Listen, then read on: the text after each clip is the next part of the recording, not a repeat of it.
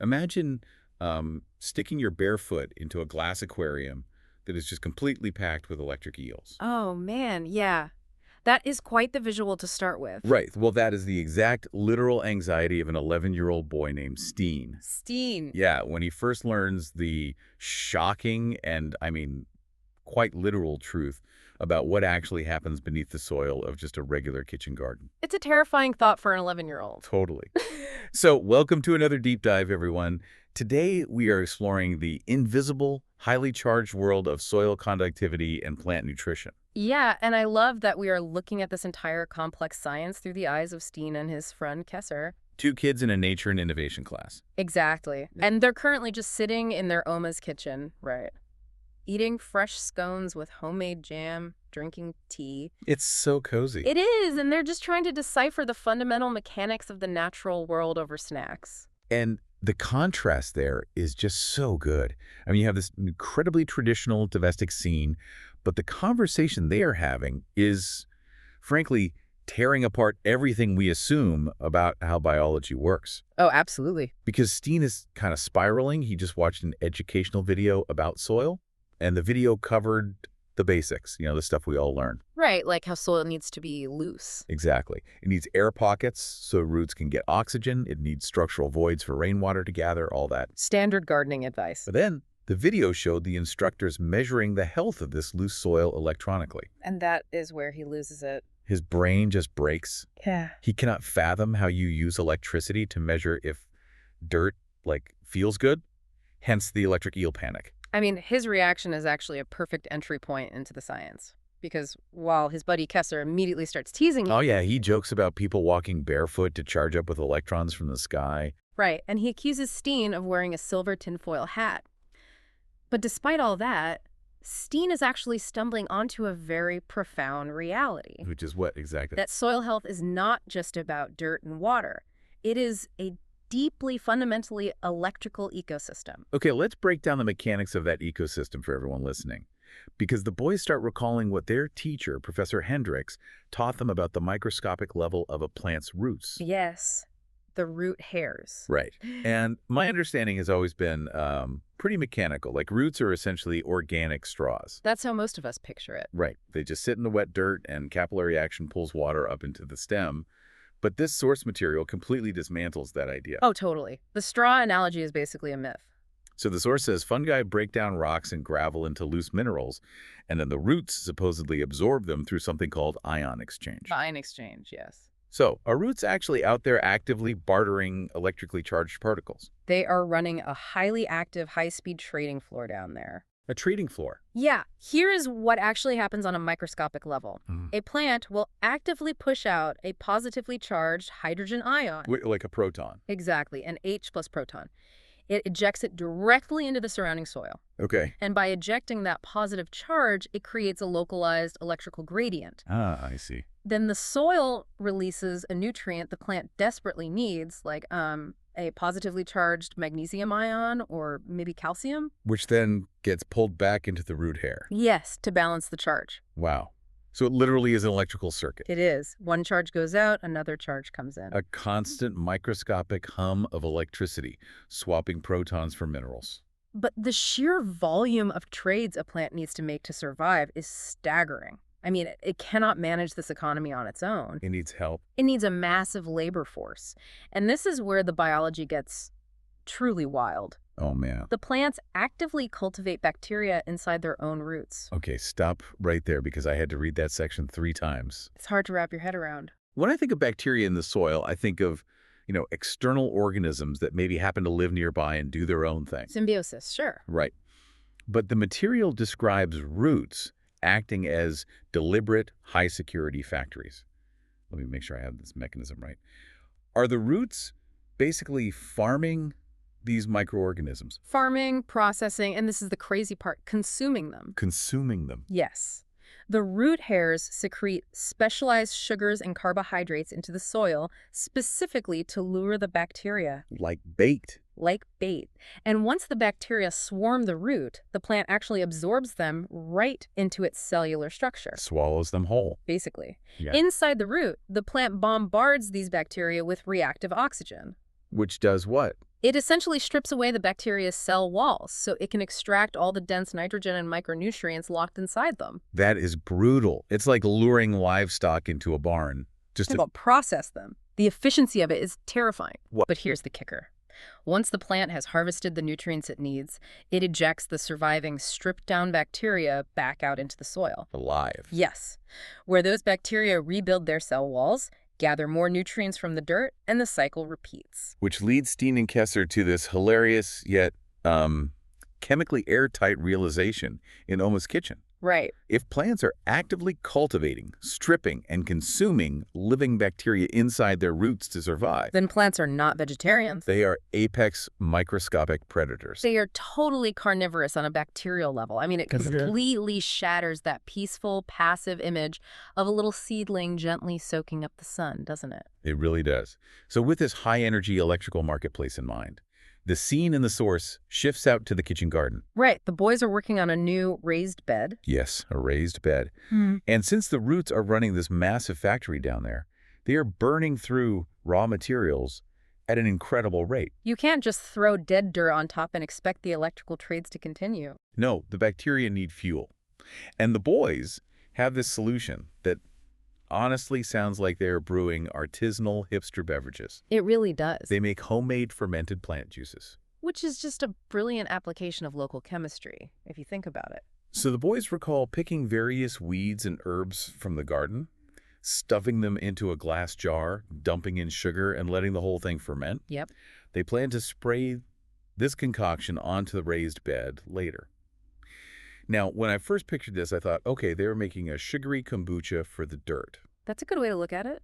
But from a biological standpoint, what is the actual mechanism here? Like, why sugar in weeds? Well, the plant matter you put into that jar spent its entire life cycle pulling specific minerals out of the soil, right? Through that rigorous electrical ion exchange we just discussed. Exactly. So when you combine those herbs with sugar, the osmotic pressure pulls the cellular moisture out of the leaves. And the natural anaerobic bacteria on the plant matter begin to break down those tough cellular walls. So it's like unlocking the vault. All those hard-earned minerals get dumped right into the liquid. Precisely. The exact nutrient profile the plant works so hard to build is now suspended in the juice. And what about the sugar? The sugar serves as an explosive energy source. Along with the carbon dioxide from the air, that sugar fuels a massive population boom for the bacteria. Hence the bubbling. Right, the jar starts bubbling. What Kesser and Steen are brewing isn't just a fun kombucha, it is a hyper-concentrated, biologically active, liquid compost pile. That brings up a fantastic and honestly somewhat absurd debate between the two boys about the logic of feeding plants. Oh, the crop rotation part. Yeah. So Kesser explains the natural, closed-loop cycle of an autumn forest. Fruit falls to the ground, it rots, and it provides the precise nutrient profile the seeds need to sprout the following spring. Because nature prepackages the baby food. Right. But Steen, applying his ruthless 11-year-old logic, takes this to the extreme and asks, wait, so should you feed tomato plants a can of peeled tomatoes? I mean, it sounds like a joke. It does. But Steen has accidentally articulated the absolute pinnacle of biochemical efficiency. Wait, really? Yeah. Yeah. If a tomato plant requires a highly specific ratio of potassium, calcium, and phosphorus to construct a tomato, then the most chemically efficient fertilizer on Earth for that plant is a decomposing tomato. It's botanical cannibalism. It really is. But Steen spots the glaring operational flaw in this plan pretty quickly. Yeah, the human element. Exactly. If his parents pick all the tomatoes from the kitchen garden, even the hard green ones his mom hoards, there are no tomatoes left to rot into the soil for next year. The cycle is broken. The electrical economy goes bankrupt. Which forces Kesser to pivot to alternative hyperlocal resources. I mean, if the tomatoes are gone, you have to find other biological reservoirs. Right. So he points Steen toward the weeds growing on the edges of the property, or even heading down to the local beach to harvest seaweed and eelgrass. Because they're doing the same thing. Exactly. Those organisms are densely packed with minerals they've filtered from the ocean or the subsoil. They're perfectly primed to be fermented and traded. So it becomes this scavenger hunt for chemistry. And this leads to a moment that absolutely cracked me up because it so perfectly captures that middle school mindset while dealing with heavy science. Oh, the liquid gold. Yes. Steen is trying to figure out how to source specific trace minerals for the garden, like cobalt and molybdenum. Right. And while whistling the tune to always look on the bright side of life, which is just a great detail, he confidently suggests they use a resource he calls liquid gold. A very polite euphemism for urine. Very polite. Yeah. And he is incredibly proud of this idea. Naturally. And Kesser immediately fires back, asking if Steen thinks astronauts get fresh spring water delivered to the space station. Classic banter. It is, but beneath the joke, Steen is dead right, isn't he? I mean, it's a closed-loop system. He is entirely correct. Urine is rich in nitrogen, potassium, and those exact trace minerals like molybdenum. If your goal is zero waste and maximum nutrient recycling, ignoring household byproducts is biologically inefficient. So the boys are basically learning to see their immediate environment not as a collection of objects, but as a ledger of available chemical elements. That's a great way to put it, a ledger. And they apply that ledger perfectly to Steen's newest project, a strawberry bed. Yes. The strawberry bed. Steen is deeply worried about gray mold ruining his strawberries, and he knows the physiological defense against mold is a stronger cellular structure in the plant. Which requires calcium. Right. Soil needs a massive influx of calcium. So they sit at the kitchen table trying to calculate how many leftover breakfast eggshells they need to crush up. Because Kesser notes that an eggshell is a staggering 95% calcium carbonate. Which is a phenomenal everyday source of calcium. But the true insight comes from what Steen realizes next. Right, the math doesn't stop there. Exactly. Steen stops the calculation and realizes that if 95% of the shell is calcium carbonate, there is a remaining 5%. And that 5% isn't just magic. No. It had to come directly from whatever the farmer fed those chickens. It's an unbroken chain of custody. The strawberry consumes the eggshell. The eggshell was manufactured by the chicken. The chicken was built from the grain. The grain pulled its nutrients from the soil. The web of chemistry is literally infinite. And to help Steen visualize this density of nutrition, Kesser introduces the analogy of an oyster shell. Okay, let's get into the oyster shell. So an oyster is essentially a living biological filter. It spends its entire existence pulling invisible, dissolved trace minerals out of suspension in the ocean water. Just constantly filtering. Yes. And it meticulously stacks them into a solid three-dimensional grid. It is quite literally 3D printing a rock out of seawater. That's incredible. And Kesser points out that the dense nutritional profile locked inside that oyster shell perfectly mimics the profile of nutrients a tomato plant needs to thrive. The building blocks are identical. They're just transitioning from a marine environment to a terrestrial kitchen garden. Exactly. The biology is totally sound. However, There's always a however. this introduces a severe mechanical roadblock. A massive one. Because an oyster shell is a rock. Right. And roots can't barter with a rock. Right. You can't just toss a solid clamshell onto a raised garden bed and expect that delicate microscopic ion exchange we talked about to magically happen. The hydrogen protons don't have the power to blast apart a solid shell.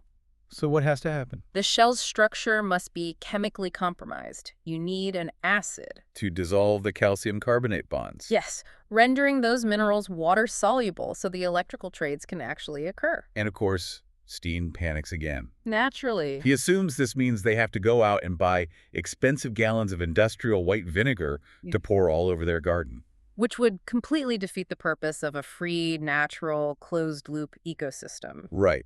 But Kesser provides a masterclass in zero-waste alchemy here. He does. He reminds Steen of an experiment they ran the previous autumn. With the apples. Yeah, they took a bucket of bruised leftover apples from the yard.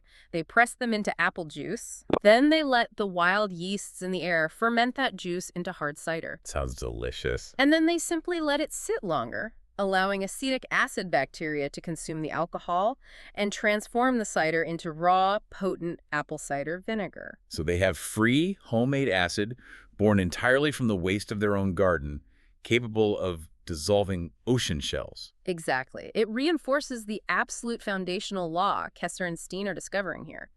Nature does not comprehend the concept of waste.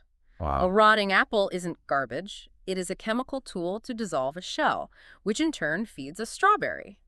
The only true waste in the entire system, as Kesser sharply observes, is the plastic wrappers left behind by oblivious tourists on the beach. Right, because nature doesn't have a metabolic pathway for plastic. But in acidic fermented plant juice, that is highly versatile. Very. In fact, the boys discuss using these dissolved fermented mixtures for a technique called foliar feeding, where they spray it directly onto the leaves of the plants. Now, my immediate reaction to that was, wait, if you've just brewed an acidic, vinegary liquid, Wow. spraying that on delicate leaf tissue sounds like a phenomenal way to burn the plant to a crisp. Oh, if applied directly, it would be devastating. Absolutely. So how do they do it? That is why foliar feeding requires ultra-low concentrations. They dilute the fermented juice massively. Okay, that makes sense. And the reason this works so well goes back to mimicking natural mechanisms. When you spray a highly diluted nutrient T onto a leaf, the stomata... Pores? Yes, the tiny pores on the leaf surface. They absorb the minerals instantly, completely bypassing the entire soil root battery system we talked about earlier. It's like an IV drip for the plant. Precisely. And it perfectly replicates what happens in an autumn forest. How so? Well, when leaves begin to decay on the branches and rain falls through the canopy, the water washes over that decomposing matter. Oh, I see. It creates a very weak, incredibly diluted nutrient T that coats the vegetation below. By spraying their ultra-diluted fermented juice, the boys are just artificially triggering that natural surface-level feeding. The efficiency is just beautiful. Though Steen, ever the inquisitive 11-year-old, wonders if different plants have different palates. He asks Kesser if apple trees might prefer a foliar schnapps made from fermented potatoes, right? Or maybe a vintage brewed from leftover carrot tops. He is very committed to the idea of a bespoke culinary experience for the kitchen garden. He really is trying to play head chef for the bacteria. But, you know, as amusing as the potato schnapps idea is, what hits hardest here is taking this hyper-local, almost kitchen garden scale and zooming all the way out. Zooming way out. Because this backyard alchemy is actually just a miniature, localized version of the entire planet's operating system. Well, without a doubt. The micro mirrors the macro perfectly. The mechanics do not change just because the scale gets larger. And Kesser brings up this mind-bending piece of planetary trivia to prove it. He notes that phosphorus, which is a critical nutrient that acts as heavy-duty fertilizer, is actually picked up by global wind currents as fine dust and sand from the Sahara Desert. Right, across the ocean. Yes. It is carried thousands of miles across the Atlantic Ocean, where it settles and fertilizes the canopy of the Amazon and the Andes Mountains. It's amazing. When I processed that, the scale of it was staggering. We've been talking about roots trading ions in a raised bed. But the entire planet is essentially one giant blowing atmospheric ion exchange. The Sahara to the Andes is a perfect example of a global foliar feed. Wow. Kesser also looks at the oceans. We discussed the oyster shells, but the ocean itself is essentially the ultimate planetary-scale bucket of fermented plant juice. Because everything washes into it. Exactly. Over millions of years, water has washed over every volcano, every mountain range, dissolving unimaginable quantities of minerals and washing them into the sea. So it's just a constantly churning reservoir of dissolved battery power. That's exactly what it is. He also points to the sky regarding nitrogen. Which feels like a direct indictment of how modern agriculture operates, honestly. It really does. We spend billions of dollars and burn massive amounts of fossil fuels in huge industrial plants trying to synthetically fix nitrogen to create chemical fertilizers. It is an incredible exertion of energy to solve a problem nature already solved. I mean, nitrogen makes up 78% of the Earth's atmosphere. It's everywhere. Right. And the plants, utilizing those microscopic bacterial partners they cultivate inside their roots, have possessed the technology to pull nitrogen directly from the air and the soil for hundreds of millions of years. For free. The system already circulates it endlessly, completely for free. So we basically ignored the existing infrastructure to build a clumsier, more expensive one. We have. And this brings us to the final revelation in the material, the news flash the boys stumble upon, which beautifully loops this entire massive global concept right back to the microscopic starting line. This is where the physics and the chemistry truly align in the text. So the boys are talking about how gardeners frequently add materials like those crushed, dissolved eggshells to their soil to alter the pH level. Right. We hear about pH all the time. Constantly. Oh, the soil is too acidic. The soil is too alkaline. We need to balance the pH. But the material points out that pH is not some abstract gardening vibe. Not at all. It is a strict mathematical derivative function of H plus protons. The exact same positively charged hydrogen ions, the H plus protons, that we established in the very first minute of this discussion. Yes. When that single microscopic root hair sits in the dark dirt, firing out a hydrogen ion to barter for a calcium ion, it is actively, physically shifting the pH of the soil in that fraction of a millimeter. Exactly. The electric eels that Steen was so terrified of is just the movement of these protons. Which means the macro action of a gardener dumping crushed oyster shells onto a raised bed is ultimately just feeding the micro action of a single root hair running an electrical circuit. The architecture of the entire system is built on that single electrical swap. It is. So when you look at this whole ecosystem, for you listening, from an 11-year-old joking about tinfoil hats, to brewing apple cider vinegar to melt ocean rocks, to winds carrying desert sand across oceans, the illusion of a passive, tranquil garden completely shatters. Completely. Everything is active currency in a microscopic electric economy. So the next time you look at a patch of stubborn weeds, or an empty eggshell on your kitchen counter, or a pile of rotting autumn leaves, do not see trash. See liquid gold. Exactly. See raw battery power just waiting to be fermented, dissolved, and traded in the high-speed marketplace beneath your feet. And, it forces us to ask a rather radical question about the future. Oh, what's that? Well, if plants are not passive, if they are essentially running complex, decentralized electrical grids and farming their own microscopic livestock within their roots, it makes you wonder about the trajectory of modern agriculture. Oh, I see where you're going. Are we going to spend the next century continuing to invent brute force chemical fertilizers? Or are we eventually going to realize that the soil is already a massive interconnected biological internet? Wow. And that the future of farming isn't about adding chemicals at all, but rather designing the microscopic software to hack the network. A biological internet. That is fascinating. And hey, if we do figure out how to hack that underground internet, just be careful where you step. It might actually be an aquarium full of electric eels.